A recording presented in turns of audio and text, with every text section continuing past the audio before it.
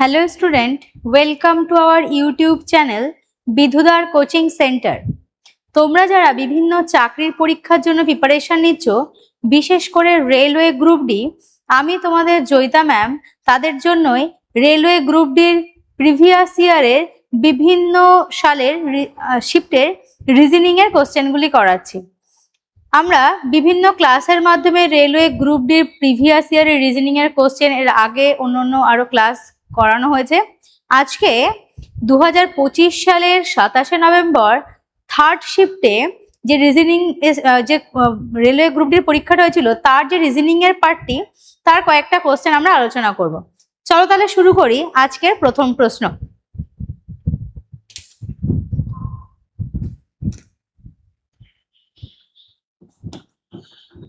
দেখো আজকের প্রথম প্রশ্নে কি বলা হয়েছে, এখানে একটা সিটিং অ্যারেঞ্জমেন্ট দেওয়া হয়েছে।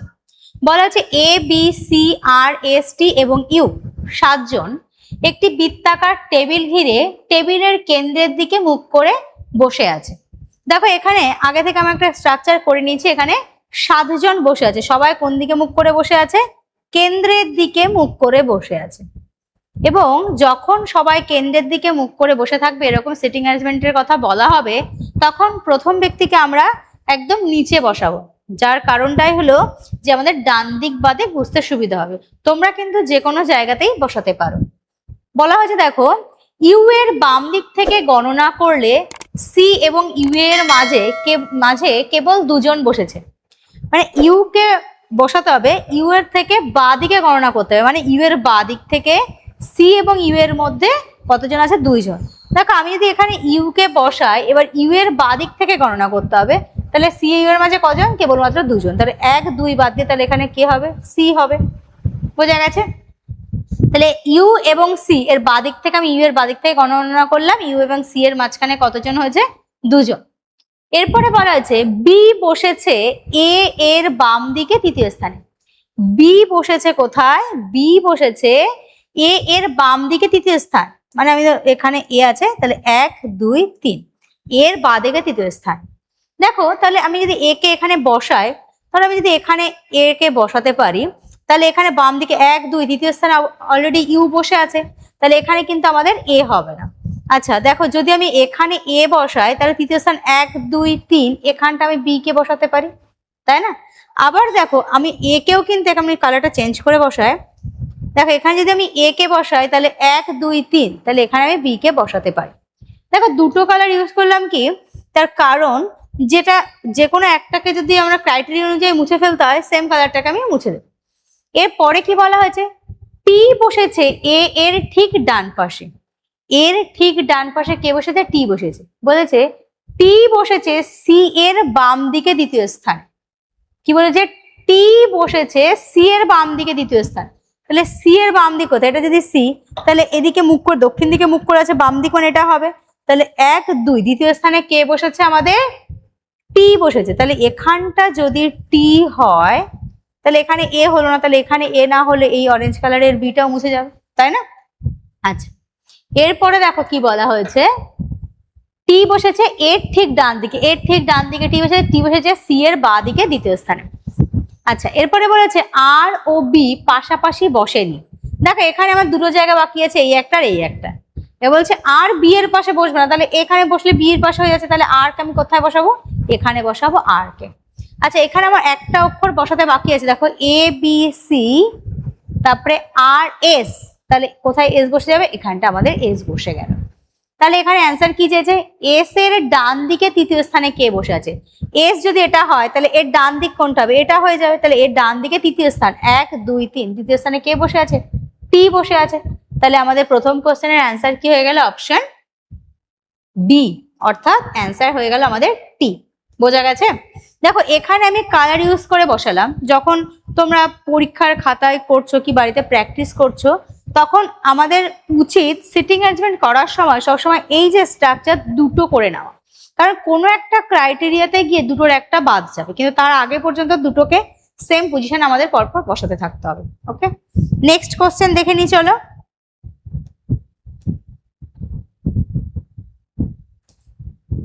কোশ্চেন নাম্বার 2, এখানে কি বলা হয়েছে, রমন তার ক্লাসের প্রথম থেকে 31তম এবং শেষ থেকে 12তম স্থান অধিকার করেছে। তাহলে দেখো এই একটা ক্লাসের শ্রেণী আছে, ঠিক আছে, বলছে রমন ক্লাসের প্রথম দিক থেকে, ধরো আমি মনে করলাম এখানে প্রথম দিক থেকে কত বলা হয়েছে 31 এবং শেষ থেকে কত বলা হয়েছে 12তম। তার ক্লাসে কতজন শিক্ষার্থী আছে। এর আগে আমরা জেনেছি কোনো একটা সারির যে কোনো একটা পয়েন্টের, নির্দিষ্ট একটা পয়েন্টের বাঁ দিক এবং ডান দিক দুদিকের মান যদি পেয়ে যায় তাহলে প্রথমে আমরা দুটোকে যোগ করব, কত হবে দেখো 2 আর 1 3, 3 আর 1 4, 43, তার থেকে -1 করে দেবো। তাহলে এই শ্রেণীতে টোটাল কতজন আছে 42 জন আছে। এখানে 1 মাইনাস করার কারণ হলো এটাই, একজনকেই দুদিক থেকে দুবার কাউন্ট করা হয়েছে, ওই জন্য 1 মাইনাস করা হবে, ঠিক আছে। তাহলে 2 নম্বর কোশ্চেনের কারেক্ট অ্যান্সার হলো কি অপশন বি 42। বোঝা গেছে। নেক্সট দেখে নি,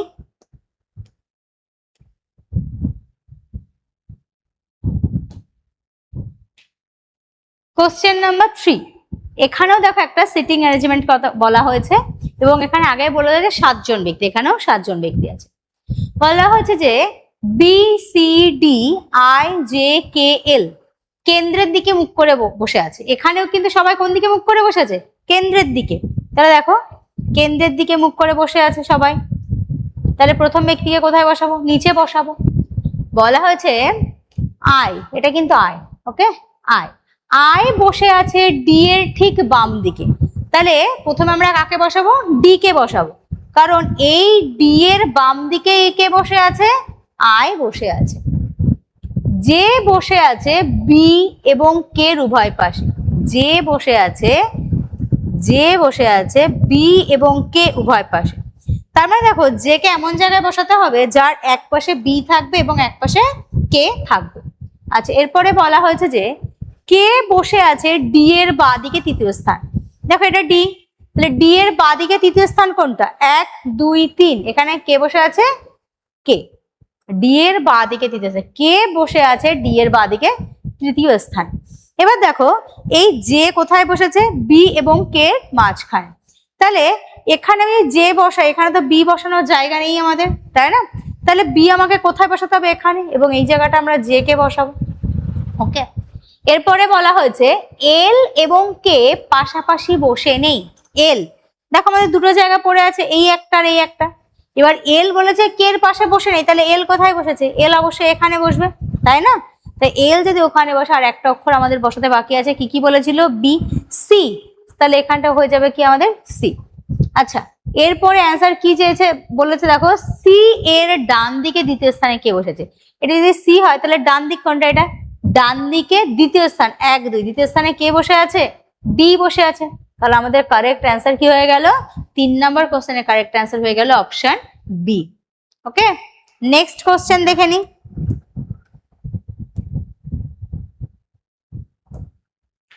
কোশ্চেন নাম্বার 4। দেখো এখানে একটা বিবৃতি সিদ্ধান্ত সিলক থেকে কোশ্চেন করা হয়েছে। কি বলা হয়েছে, কিছু কমলা লেবু হয় পিচ। দেখো আমি এটাকে ধরলাম কমলা লেবু, এটা হলো কমলা লেবু। কিছু কমলা লেবুকে বলা হচ্ছে কি পিচ, ওকে। কোন পিচ নয় গাজর। তাহলে এই পিচকে কিন্তু আমি কি বলতে পারবো না, গাজর বলতে পারবো না। বোঝা গেছে। এটা আমরা ভেনচিত্রের মতন করে করব। বলা হচ্ছে কিছু কমলা লেবু হয় পিচ আর কোনো পিচই গাজর নয়। সিদ্ধান্তে কি বলা হয়েছে, কিছু কমলা লেবু হয় গাজর। দেখো যেহেতু আমাদের এখানে সরাসরি কি বলে দিয়েছে, পিচ আর কমলা লেবুর মধ্যে কাটাকুটি সম্পর্ক, তাই না। কোনো পিচ গাজর হতে পারবে না, কোনো গাজরও পিচ হতে পারবে না। দেখো এই পিচের কিছুটা অংশ এই কমলা লেবুর মধ্যে ঢুকে গেছে না, তাই তো। কিছুটা পিচ এই যে এই জায়গাটা পিচটা কি কমলা লেবুর মধ্যে ঢুকে গেছে। এবার এখানে যদি সিদ্ধান্তে বলা হতো কিছু কমলা লেবু কখনোই গাজর হতে পারবে না, তাহলে কিন্তু সেই সিদ্ধান্তটা সঠিক হতো। কি বললাম, কিছু কমলা লেবু কখনোই গাজর হতে পারবে না, তাহলে সেটা কি সঠিক হতো অ্যান্সার। কিন্তু এই বাদবাকি যে কমলা লেবুটুকু আছে, এই যে ফাঁকা জায়গাটা, এটা গাজর হবে কি না হবে সেটা নিয়ে কিন্তু কোনো পরিষ্কার সিদ্ধান্ত এখানে বা বিবৃতির কথা এখানে বলে দেওয়া হয়নি। তাহলে ওই বাদবাকি কমলা লেবুটুকুর জন্য কিন্তু কোনো সিদ্ধান্ত আমরা এখানে নিতে পারবো না। তাহলে এখানে কি বলা হয়েছে, কিছু কমলা লেবু হয় গাজর। তাহলে কিছু কমলা লেবু গাজর, গাজর আর কমলা লেবুর মধ্যে কোনো সম্পর্ক বলে দেয়নি, তাহলে এটা ভুল। দ্বিতীয়টা বলেছে সব গাজর হয় পিচ। এখানে তো আগেই বলে দিয়েছে কোনো পিচ গাজর হবে না। তাহলে কোনো গাজর কি পিচ হতে পারবে? অবশ্যই পারবে না। তাহলে এখানে কিন্তু দুটো বিবৃতি ভুল। তাহলে এখানে দেখো কি বলা হয়েছে, অপশন ডি।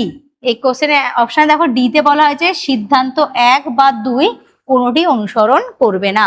তাহলে আমাদের এই 4 নাম্বার কোশ্চেনের সঠিক অ্যান্সার হয়ে যাবে কি অপশন ডি। এখানে কিন্তু কোনোটাই সঠিক হলো না। ওকে, নেক্সট কোশ্চেন দেখে নি।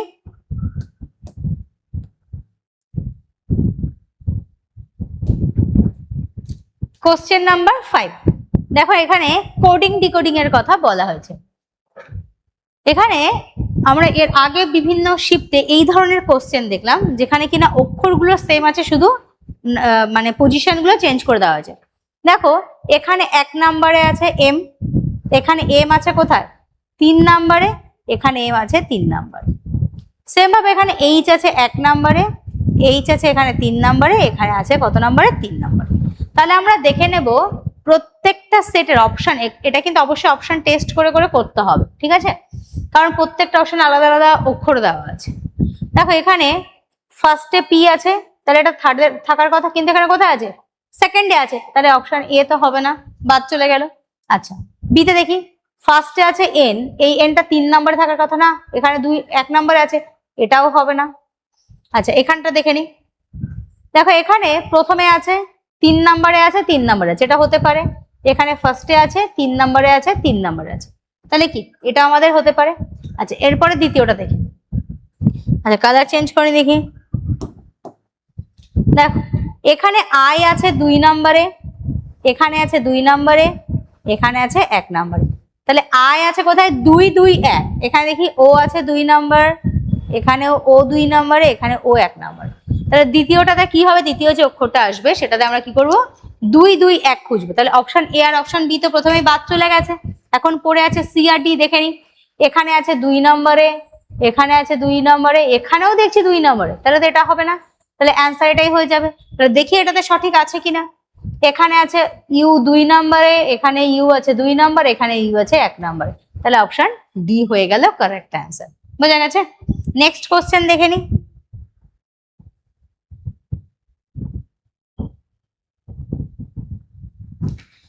Question number 6। এখানে একটা নাম্বার সিরিজের কথা বলা হয়েছে এবং খুবই সহজ বলা যেতে পারে। দেখি 2 থেকে 4, 4 থেকে 12, 12 থেকে 24, 24 থেকে 72, এরপরে কত হবে। আচ্ছা এখানে দেখো, যদি আমরা এখানে দেখছি 2 থেকে শুরু হয়েছে, 1 2 3 4, 4টে ধাপে 2 থেকে 72-এ চলে এসছে, বেড়েছে তো অবশ্যই। এবার যখন বেড়ে যাচ্ছে তখন সিরিজগুলো কি কি আমরা মানতে পারি, যেটা যোগ আকারে বেড়েছে অথবা গুণ আকারে।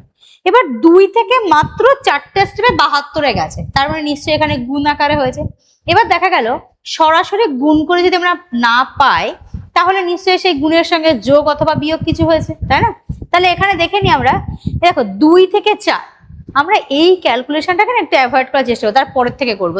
তার কারণ 2 থেকে 4 কিন্তু অনেক রকম ভাবে হতে পারে, যেরকম 2 যোগ 2 4 হতে পারে, 2 স্কোয়ার 4 হতে পারে, 2 গুণ 2 4 হতে পারে। এই জন্য 2 থেকে 4 এটাকে অ্যাভয়েড করে আমরা পরেরটা করার চেষ্টা করবো। 4 থেকে যদি 12 ধরা হয় তাহলে দেখো আমরা বলতে পারি 3 এ 4 12। আচ্ছা 12 থেকে 24, 12 দুকানো 24, 24 থেকে 72, 3 24 72। তাহলে দেখো এখানে 3 2 3, তাহলে এর আগেরটা নিশ্চয়ই 2 গুণ হচ্ছে, তাহলে 2 গুণ 3 গুণ 2 গুণ 3 গুণ এইভাবে আমাদের বাড়ছে। তাহলে এর পরেরটা কি হবে, 2 গুণ হবে, তাহলে 2 দুকানো 4, 7 দুকানো 14, তাহলে অ্যান্সার কি হয়ে যাবে আমাদের 144। 6 নাম্বার কোশ্চেনের অ্যান্সার কি হয়ে যাবে, অপশন বি 144। বুঝতে পেরেছো? তাহলে নেক্সট কোশ্চেন দেখে নি। দেখো তাহলে পরের কোশ্চেন, কোশ্চেন নাম্বার 7। দেখো এখানে কি বলা হয়েছে, এখানে দুটো সংখ্যার সিরিজ দেওয়া হয়েছে এবং সেই সংখ্যার সিরিজগুলো 3টি করে সংখ্যা আছে যেগুলি কিনা একই নিয়মে গঠিত হয়েছে। তাহলে এখানকার নিয়মগুলো দেখে নিয়ে তারপরে আমরা দেখবো যে অ্যান্সার কোনটা হবে সেটা অপশন টেস্ট করে করতে হবে। দেখো এখানে কিভাবে হয়েছে, প্রথম যে সংখ্যা আছে 3, তার স্কোয়ার কত, 3 এর স্কোয়ার 9, তার থেকে লাস্টের সংখ্যা আছে 11, এটাকে যদি আমরা মাইনাস করি কত আসবে, -2। এখানে দেখো 46 এর স্কোয়ার কত হবে, 46 যেহেতু 50 থেকে 4 কম, তাহলে 25 থেকে 4 কম করলে হয়ে যাবে 21, আর 4 কম 4 এর স্কোয়ার কত, 16। তাহলে 46 এর স্কোয়ার হয়ে গেল কত, 2116। তার থেকে যদি আমরা 9 মাইনাস করি তাহলে কি হয়ে যাবে, 2107। ওকে, কত হবে, 2107। তাহলে প্রথম সংখ্যাটার স্কোয়ার থেকে তৃতীয় সংখ্যাটাকে মাইনাস করলে সেটাই আমাদের হয়ে যাবে অ্যান্সার। আচ্ছা দেখো, আমরা এটা কিন্তু ইউনিট ডিজিট বের করে নিয়ে করতে পারি, ঠিক আছে। এই যে প্রসেসটা কিভাবে হয়েছে এটা দেখে নিলাম, দেখে এবার ইউনিট ডিজিট ধরে ক্যালকুলেশন করব। আচ্ছা 25 এর স্কোয়ার কত হবে, 25 এর স্কোয়ার 625 হবে। 625 থেকে যদি আমি 17 মাইনাস করি তাহলে 5 থেকে 5 মানে 15 থেকে 7 মাইনাস করলে কত হবে, 8, এখানে আছে 7, তাহলে তো এটা হবে না। আচ্ছা এরপর দেখি কত আছে, 34 এর স্কোয়ার কত, দেখো আমরা 34 এর স্কোয়ার যদি করে নিই, 4 4 16, হাতে হলো 1, 3 4 12, 12 12 24, 1 25 এর 5, হাতে হলো 2, 3 3 9, 10 11, কত হলো 1156।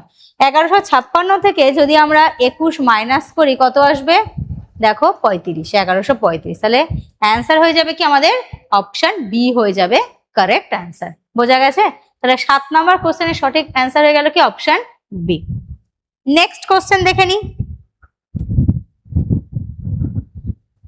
Question number 8। এখানে একটা নাম্বার সিরিজ দেওয়া হয়েছে এবং প্রত্যেকটা নাম্বারে দেখো 834, 840, 848, 870, 884, মানে 800টা কমন আছে। যদি আমরা 800টাকে বাদ দিয়ে দিই তাহলে 34, 40, 48 সংখ্যাটা এরকম হয়ে যায় এবং অপশানে সবকটা 800 আছে। তাহলে যদি আমরা শুধু 34 থেকে 40 দেখি কত বেড়েছিল, 6 বেড়েছে। 40 থেকে 48, 8। এর পরেরটা আমরা জানি না কত বাড়বে। 70 থেকে 84 কত বেড়েছে, 14। এবার দেখো যদি এখানে 2 আর 6 থেকে 8 কত বেড়েছে, 2। যদি 8 থেকে 2 বাড়ানো হয় কত হবে, 10, 12, 14।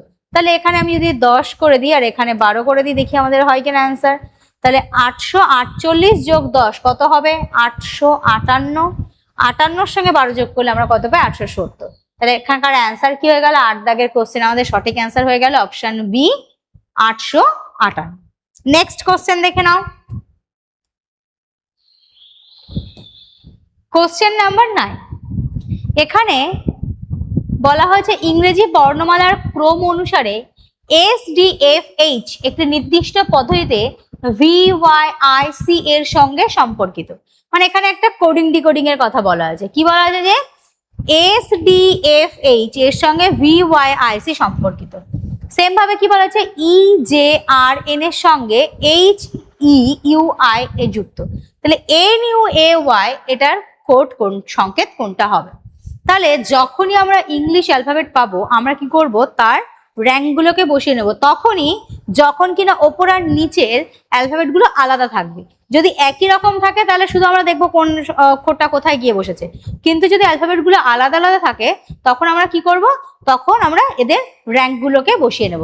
দেখো এস এর র্যাঙ্ক কত, 19, ডি এর র্যাঙ্ক 4, এফ হলো 6, এইচ 8, ভি কত 22, Y 25, I 9, C 3। আচ্ছা এরপর দেখে নিই আমরা, E হলো কত 5, J 10, R 18, N 14, H 8, E 5, U 21, I 9, N 14, U 21, A 1, Y 25। ওকে, আচ্ছা এবার দেখো এখানে 19 থেকে 22 হয়েছে, তাহলে কত বেড়েছে, 19, 20, 21, 22, সেখানে কত বেড়েছে, 3 বেড়েছে। 4 থেকে 25, দেখো এখানে কিন্তু অনেকটা বেড়ে গেছে তাই না। আমরা যদি বলি 4 থেকে 25 হয়েছে, অনেকটা বেড়ে গেছে। আর যদি পিছিয়ে আসি কিরকম ভাবে, ধর এখানে ডি আছে, তারপরে তার আগে কি হবে, সি, তার আগে বি, তার আগে এ, জেড, তারপরে ওয়াই, এইভাবে মানে ব্যাকে আসা। তাহলে যদি এটা হয় তাহলে দেখো এখানে 4 তো মাইনাস হয়েইছে, আবার আরো 1 কমে গেছে, তাহলে কত মাইনাস হয়েছে আমরা বলতে পারি 5 মাইনাস হয়েছে। আচ্ছা এরপরে দেখো 6 থেকে 9 হয়েছে, কত বেড়েছে 3, 8 থেকে 3 হয়ে গেছে মানে 5 কমেছে। তাহলে দেখো +3 -5 +3 -5 প্রত্যেকটাতে তাই হচ্ছে। আচ্ছা এখানে দেখি 8 থেকে 5 থেকে 8 হয়েছে +3, 10 থেকে 5 হয়েছে -5, 18 থেকে 21 হয়েছে কত +3, 14 থেকে 9 হয়েছে এখানেও কিন্তু -5। ওকে,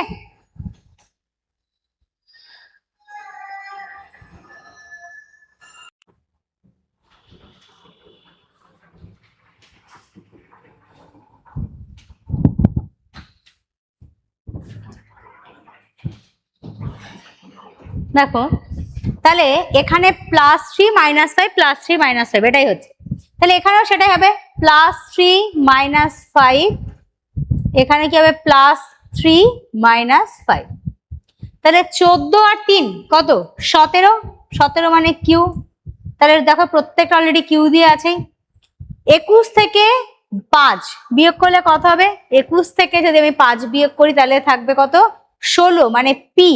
আচ্ছা দ্বিতীয়তে দেখো পি এখানে আছে, এখানে আছে, এটাতে নেই, এখানেও নেই, তাহলে এই দুটোর মধ্যে পার্থক্য 3 নাম্বারটা করলে হয়ে যাবে। তাহলে 3 আর 1 কত 4 মানে হলো ডি, কোথায় আছে অপশন ডি তে। তাহলে 9 নাম্বার কোশ্চেনের সঠিক অ্যান্সার দেখো আমাদের কি হয়ে যাবে, অপশন ডি হয়ে যাবে কারেক্ট অ্যান্সার। নেক্সট দেখে নিই,